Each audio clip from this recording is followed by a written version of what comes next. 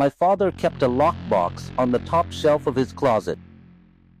Gray metal, the kind with a combination dial on the front that he had never once let me touch.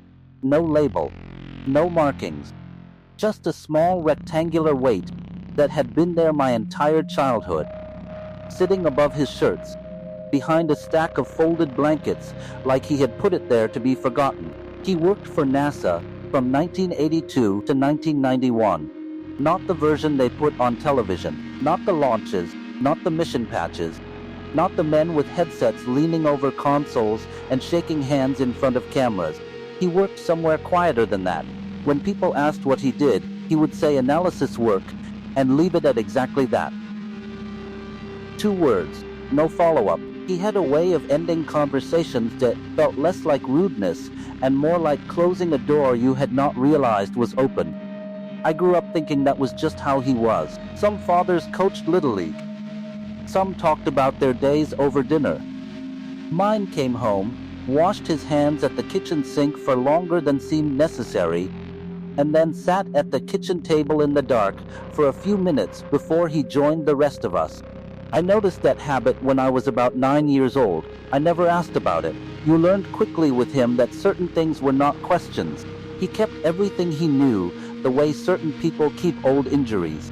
You could feel that something was there. You learned not to press on it. He died 2 winters ago. A long illness.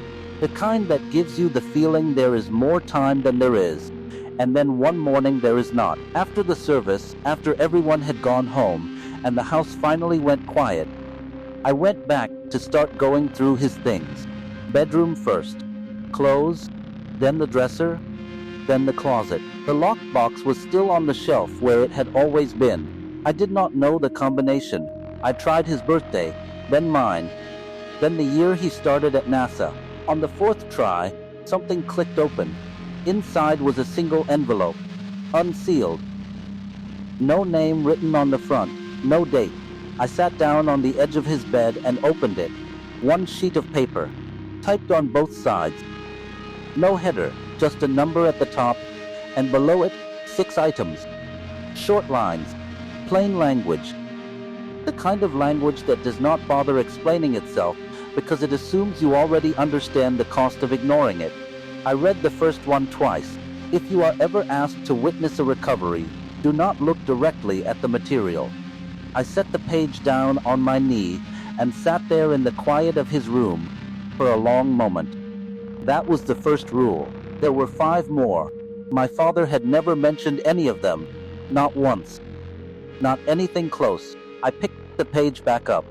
The second rule was about sound, a frequency that had been recorded inside a secure building in 1987 during a routine calibration session that ran overnight. 3 technicians were present. All 3 reported hearing something in a section of the building that should have been empty. Their written accounts matched in every specific detail, which the attached note flagged as unusual, given that they had been kept separate during the debrief. 2 of them requested immediate reassignment the following week. The third did not request anything. By the time anyone tried to reach him, he had already cleaned out his locker, left his badge on his supervisor's desk, and walked out of the building. He did not leave a forwarding address. No one filed a report on where he went. My father had written 4 words in the margin beside that entry, in the same careful, upright hand he used for grocery lists.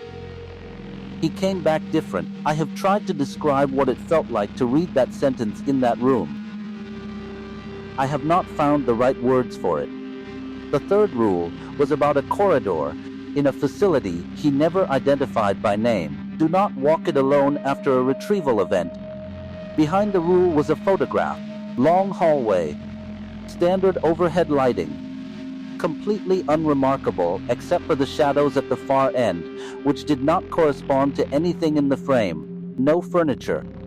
No doorway angles. No fixture that could have produced them. Just shadows where the geometry of the room said there should not be any. I looked at that photograph for a long time. Then I turned it face down and moved on. The part I have never told anyone comes next. The 4th rule was about his car. specifically about never leaving anything personal inside it overnight. Behind it was a short incident report. Someone had left a family photograph on the dashboard before going into the building for an evening shift.